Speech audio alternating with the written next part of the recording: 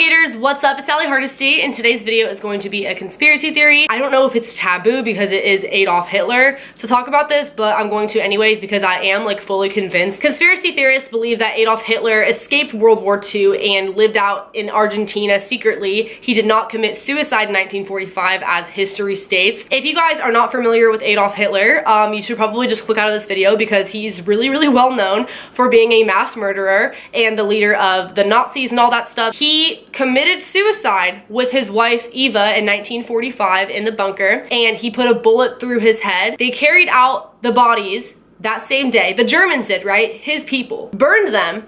And then the next day, he was announced dead on the German radio, which was May 1st, 1945. But the Battle of Berlin was going down, so nobody could really check on it and confirm that he was in fact dead. So then the day afterwards, May 2nd, 1945, they dug up where Hitler was buried and found a body double. It was somebody else who looked like Hitler, but clearly was not Hitler. Somebody with a mustache, all that stuff. And so people were like, where is Hitler? We're not saying that this was there in place of Hitler, but where is Hitler? Because this clearly is not him. Did he actually die? Did he get away? I don't understand. Joseph Stalin and Dwight Eisenhower claimed that they didn't believe he was dead, that they think that he did escape to Argentina. So that is very coincidental and ironic because one, nobody was able to witness this. Nobody actually saw their dead bodies up close. They saw a couple of bodies being carried out of the bunker that could have belonged to anyone, including this dummy replacement that they dug up from the ground. Also, the fact that the Germans were the ones who pronounced him dead. It was not the Allies, who have no reason to lie because they want him to die. But the Germans, they could easily just tell their people that, and that's what they're going to believe. And three, the fact that nobody was able to uncover his remains. If that body did not belong to Hitler, then where is Hitler? Nobody really knew. The FBI didn't buy it either. They went searching for him across the world for years. It wasn't until 23 years later when the Soviet Union came out and said that they had his remains this whole time, but they just now wanted to release that information. Really coincidental and ironic considering this whole time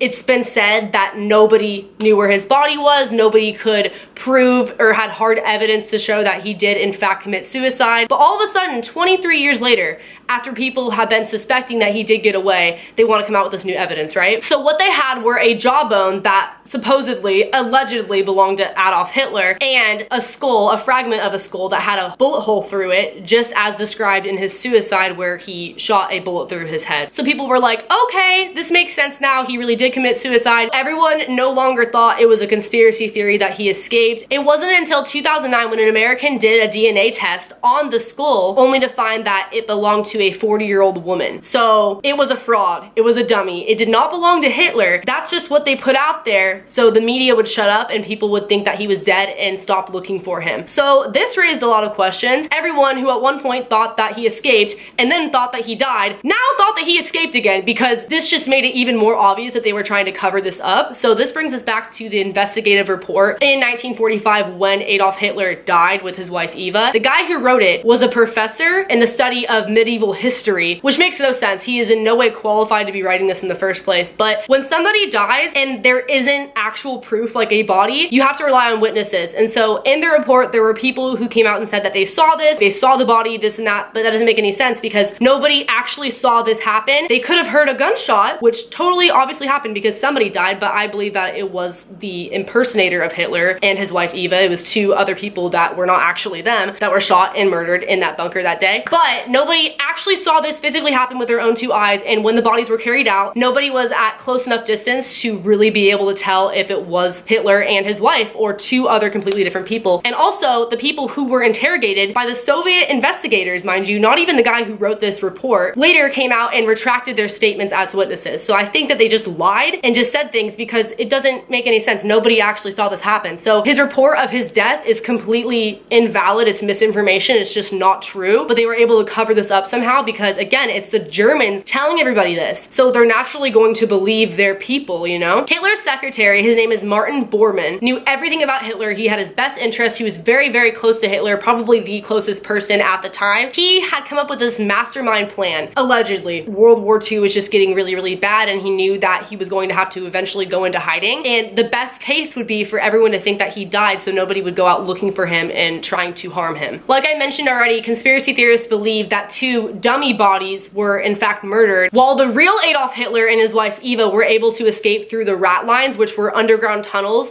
where a lot of fugitive Nazis escaped through, because they were basically like underground cities. They had everything you needed for survival, and so it would have made a lot of sense if that's the way that they escaped, because nobody would have seen them besides the people who were on their side, like the other Nazis. And this isn't even like speculation, like there's proof that these underground rat lines existed. People have visited them, and a lot of other people have escaped through them. So in 1943, a top-ranking Nazi admiral said that he would build a impregnable fortress in another world for Hitler. Maybe that's what happened. People were talking about this long before he died, right? It makes sense because this is something that would have been very, very planned out, and there's more evidence that supports that. On June 2nd, 1945, 2 months after World War II was over, these boats went out to Argentina, and it was said that this was for scientific purposes. This was for mapping and weather and all this stuff, which is complete BS, because later on declassified reports came out proving that it was a classified military operation. So conspiracy theorists believe that there was a base out in Argentina, a Nazi base, where a lot of the Nazi officials and leaders were taken to live out there in hiding and escape. And Argentina was a pretty safe place to do so. It was relatively close enough to get there. On top of, they were pretty tolerant of Nazis. They weren't going to hurt anybody who came into their country like that. They were pretty much going to turn a blind eye, which I believe they did. And it was just very accessible and thought out the way this all worked and the way they were transported over there. In 1942, it was even documented, again, a declassified document, that Martin Bormann was talking about funneling billions of dollars in gold that was stolen over somewhere where it would be safe. And later on, this makes a lot of sense because basically conspiracy theorists believe that a lot of these Nazi officials, Hitler included, survived because they took a lot of that money and put it into the Argentina and American stock market. So they were able to live out secretly without having to attend like a regular job or anything. They could just survive off of that money, which I think they did. This is where things get pretty crazy. June 8th of this year, 2017, in Buenos Aires, the capital of Argentina, in a suburb right outside of there,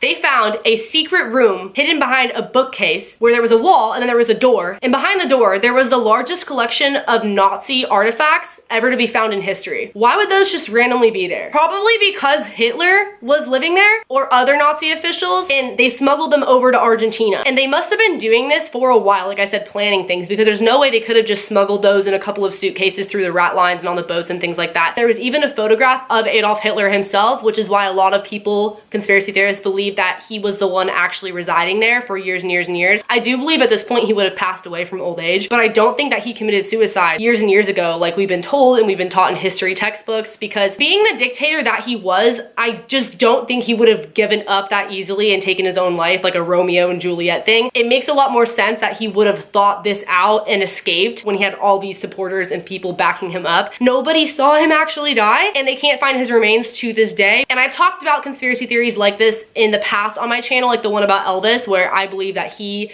died and escaped somewhere because he was seen at an airport and all that other stuff. I can link that down below if you want to check it out. I really do think this happens more commonly than people would think, because it honestly wouldn't be that hard. If there's no physical body, yeah, it's pretty freaking easy to just escape and then just say that somebody died. I feel like in this day and age, people want to see the body, but back then, no, people just took the Germans' word for it. And again, how ironic, how convenient that the Germans said he died. They're gonna say that because they just want everyone to believe that and they want to put him into hiding. So that being said, what do you guys think? Leave a comment below. Give this video a thumbs up if you liked it, if you want more conspiracy theories, because I can definitely do some more for you guys. Subscribe if you are new here. Turn on post notifications by hitting that bell button right next to the subscription box.